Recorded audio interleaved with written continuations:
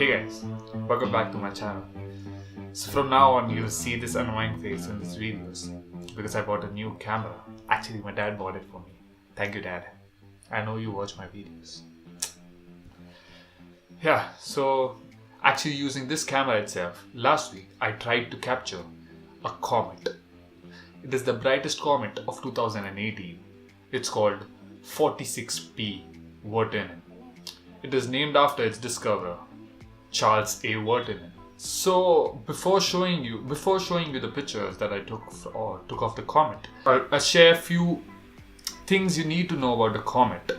So next time you see the word 46P, you'll know actually what the word actually means. The comets usually are classified into two types. Usually. First is a non-periodic comet.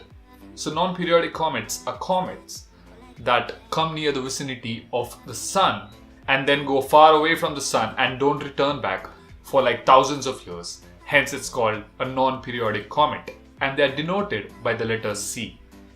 But when we talk about periodic comets like the comet we'll see today and a famous comet, that's the Halley's comet. Halley's comet is actually named 1P. This one is 46P because Halley's comet was discovered before.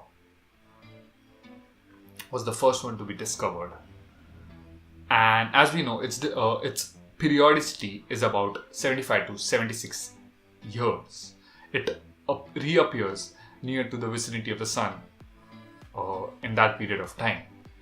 So our comet has a periodicity that we're looking at today.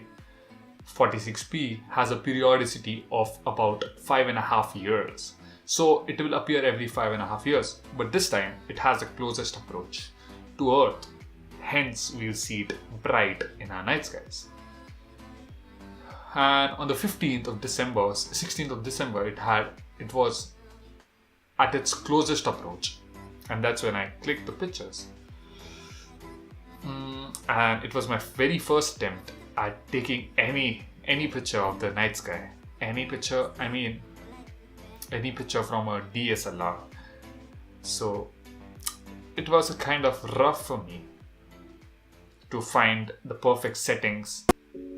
So this is a time lapse. This is a time lapse of the comet. I tried my best with different settings, with lower ISO settings, but I couldn't find the comet at first. When I set the ISO at about 10,000, the comet magically appeared in my pictures. So ISO is actually the sensitivity of we can say that is the sensitivity of your camera, but increasing the ISO will also increase the noise in your images. So you should always prefer a lower ISO. But as it was my very first attempt, I just went with it. It's a sequence of images at which I compiled to make a video. Here you can clearly see the comet and the Pleiades cluster in the Taurus constellation. You can clearly see the comet in this picture. After processing, this is the image I got, and I actually cheated a little with this image that I'm going to show you now by increasing by putting a little bit of green in that image, because I saw the images taken by other professional astronomers and saw that the comet has a green tint, a halo around it. So this is my image.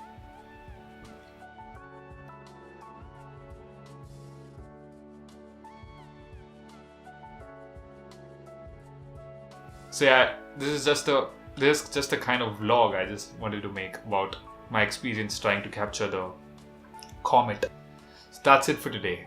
Please do like the video, share the video with your friends. You'll be seeing this face in the video from now on. So deal with it. Stay curious, stay awesome.